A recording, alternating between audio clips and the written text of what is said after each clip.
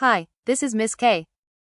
In today's video, I'll show you how to turn off active status on Facebook using your Android device. To get started, open the Facebook app and sign in to your account if you haven't already. Tap the menu icon in the bottom right or top right corner, depending on your app version. Scroll down and tap Settings and Privacy, then select Settings. Next, tap Active Status under the Audience and Visibility or Privacy section. Turn off the Show when you're active toggle. If prompted, tap Turn Off to confirm your choice.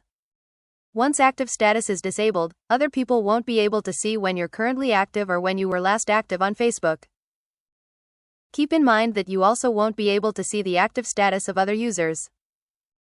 And that's it, you've successfully turned off active status on Facebook. Happy watching. Don't forget to like, share, and subscribe for more helpful tutorials.